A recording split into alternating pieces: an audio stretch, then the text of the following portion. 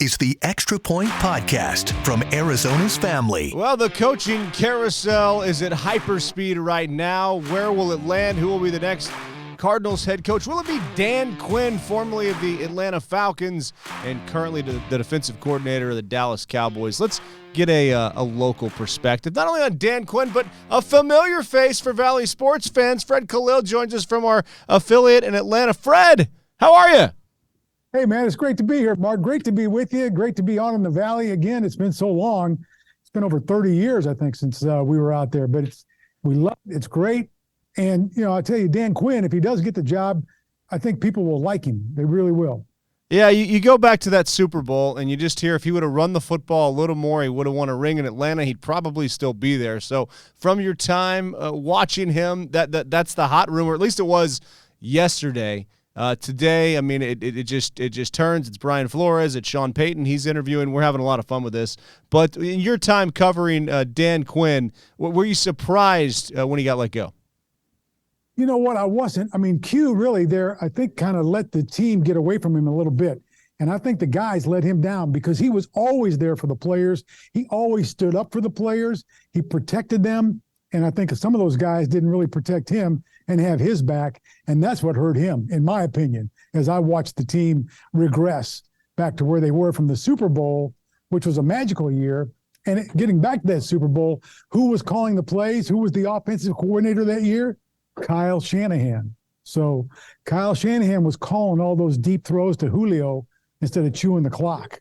Interesting. That's super interesting. And you would think if you're going to go against Kyle Shanahan 2 times a year, you probably want to hire the guy who knows him pretty well. What's the personality of a Dan Quinn team? The personality of a Dan Quinn team, they're going to be tough on defense. You know, I mean, I think his phrase is fast and physical. You know, he likes to play fast and physical, and that's what they'll try to do on defense. And he'll do that with speed. If you look what he did, you know, the Legion of Doom really was kind of his thing, along with Pete Carroll up in Seattle.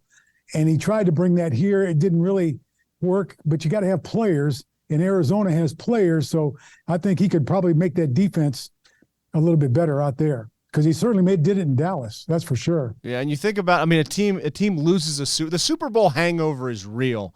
So what was it like to experience that in Atlanta, and how much do you think it cost Dan Quinn? If they just would have won that game, he'd still be the coach there. Oh, there's no doubt he'd still be the coach. You know, I mean, here's how it was, okay? For the media, the Falcons got up 28-3. It's in Houston, and we're sitting there on our cell phones with our newsrooms, and they're trying to plan the parade. And we're going, of course they are. Hold on. Don't plan the parade yet. All right? Don't fire up the convertible just yet. And, man, sure enough, Tom Brady, boom, boom, boom. All of a sudden it gets closer, it gets closer, it gets closer. And next thing you know, there's no parade. There's no Super Bowl win. And it was just downhill from there. And the Falcons really, I don't think personally, they haven't recovered. No, certainly. And when you think about how quickly things can change in professional sports, we're reminded of that. The Cardinals starting 7-0 last year, and now they fired their coach and their general manager, and our basketball team was in the NBA Finals, and they had some tough sledding here in January. So in all of your time covering sports, how much do you appreciate the good times now? Man, I appreciate them a lot because, you know, we were just thinking the other day, I've been here since 1992. So I think about the Braves and those 14 straight division championships. So they were always in the playoffs, 5 World Series in the 90s that we got to cover. I mean, it was just an incredible run. 2 Super Bowls in Atlanta, the Falcons in the Super Bowl in 99, January of 99, and then again here. So, I mean, we've gotten to see so many good things here. Georgia with back-to-back national championships. Let's not forget the Bulldogs because they're the king of the hill right now in this market for sure. Yeah, our guy Keely Ringo from Scottsdale High School. Looks like he made a pretty decent impact there. Have you been able to spend any time with Keely, and what kind of impact did he make if you have got to know him? You know, he really made a great impact there. But, you know, and I always kind of gravitated to him because I saw him and I went, wait a minute, this kid's from Saguaro High School? Are you kidding me? You know, from Scottsdale. So I had to tell him, you know, hey, man, I lived there before you were born. But, yeah, I lived there. My wife is from there. So, yeah, you know, it's pretty cool, the Valley. And we talked about that and had a good time. But Yeah, I was really proud of him because he made the play, in the dome last year, right up in Indy. So that was the key play, no doubt. All right, so not only did you live here, but you covered sports in Arizona. So I need some stories, man. I need to know. You're one of the men who built Arizona sports into what it is today. So what was it like covering sports in Arizona for you? Well, covering sports in Arizona was always fun for me. I told you this story, Mark, because we were out there recently and all the freeways are there now, so you can get everywhere. But I can remember because I was at the television station that was on 511 West Adams, 5th Avenue and Adams right there. Okay. And we had to be live at Arizona State's practice field, okay, with John Cooper getting ready there in 1985, 86, right there when they were rolling to the Rose Bowl, right? So it would be like 4:30, and they're going, how are you going to get to Tempe at 4:30?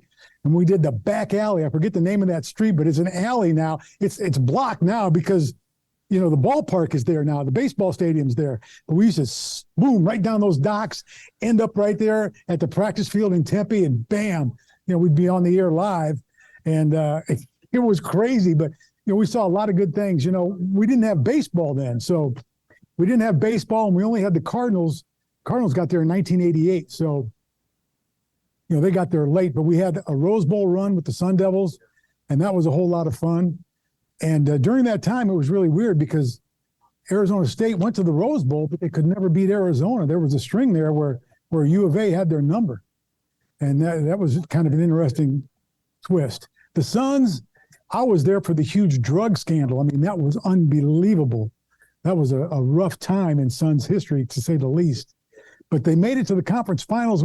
My first year covering them, they made it to the conference finals against the Lakers, but that's when the Lakers were Showtime with Magic and Kareem, and they couldn't get over the hump there. But, yeah, I mean, I had a blast out there. There's no doubt about it. We had everybody from John McLeod was the coach. John McLeod and I had the same barber, and I still go to that barber when I'm out in Phoenix, right?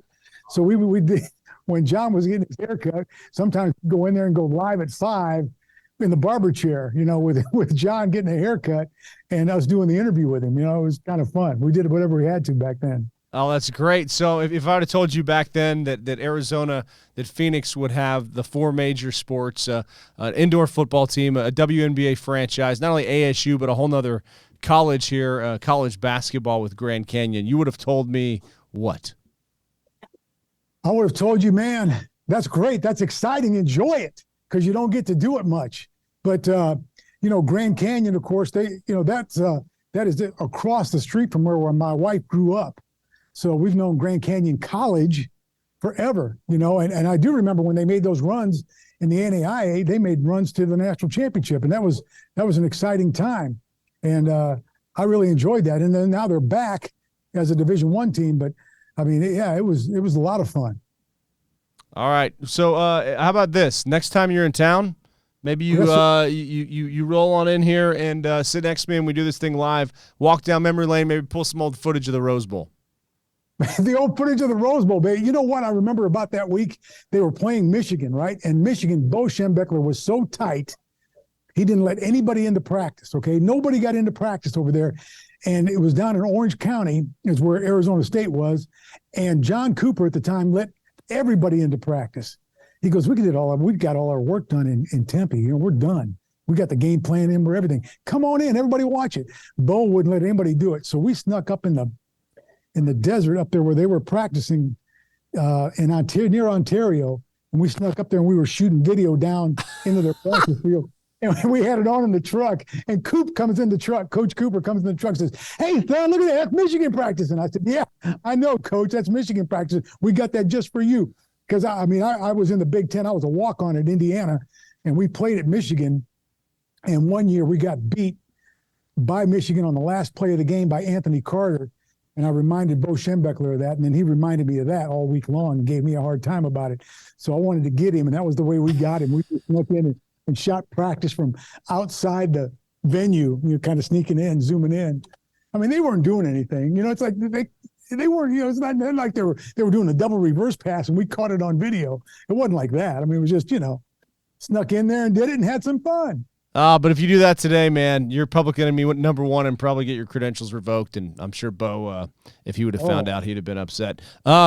Super Bowl prediction for you. Who you think's coming out here to Arizona? Super Bowl prediction. You know, how cool would it be for the Niners to get there, huh? Would that be cool? Brock Purdy, yeah. That'd be unbelievable.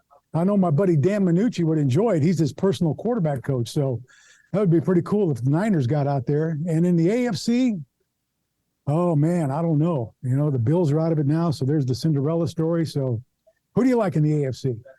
I got to go with Joe Cool. I got to go with Burrow. I mean, he beat Cincinnati last year. I think Patrick Mahomes is on a bad wheel. But how are you going to stop Joe Burrow? I certainly don't know how. Well, you know, we saw him here, too. I mean, he came in here and won the SEC championship. So, I mean, Joe Burrow's been Joe Cool for a long, long time. So, from his days at LSU, now with the Bengals. So, I mean, I lived in Cincinnati right out of college, so it'd be kind of cool to see the Bengals in there again. Maybe they win it. Who knows? Yeah, Bengals Niners for a third time. And you know what? If Joe Burrow takes on Brock Purdy, two teams that have won, two quarterbacks who've won Fiesta Bowls inside that very stadium. I'll leave you with this. Is Rose Bowl your favorite sports memory? What's your favorite sports memory from Arizona?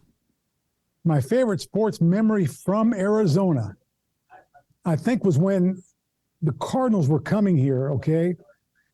Mike Gallagher was my quote-unquote lawyer, but he was more of a friend. He just passed away. He was the leader in bringing sports to Arizona. He helped bring the Diamondbacks there. He was big on bringing the Cardinals there. So I get a call from Mike. Freddie, get your blank down here to my office right now and bring your cameraman, all right? I got some news for you. I said, okay, boom. So we go in there. They spell out the entire itinerary of how the Cardinals are going to come to Phoenix, and they're going to become the Phoenix Cardinals because at the time we didn't like Arizona Cardinals because we wanted to be attached to the city. So it was the Phoenix Cardinals coming in, and so we go outside to do the interview with Mike Gallagher. So I said, hey, Mike, what's your gut feeling? Well, you know, I don't know anything about this. You know, I got a big enough gut so you think I'd have a feeling, but I really don't know anything. So that was our on-camera part, but so we had that locked up. I thought that was pretty cool. And then when the Cardinals came, it was just a big, big deal. It was a whole lot of fun. Neil Lomax was the quarterback. And gosh, I remember we did backyard sports with Neil. We did it in his backyard on Thanksgiving, cooking out. And that was kind of fun. Backyard sports with Neil Lomax in his backyard. All right. Hey, Neil, what's going on? So, yeah, that was kind of cool. That's another guy. If he does not get injured, that might change the entire trajectory of the Cardinals early on, and it would have taken not getting a new stadium in 2006 to change their fortune. So, hey, thanks so much for your time. This was awesome, and let's do this again. Hey, anytime you want, Mark. I'd love to do it. We love the Valley. Great to be on with you, man. The Extra Point Podcast is a production of 3TV, CBS 5, and azfamily.com in Phoenix, Arizona.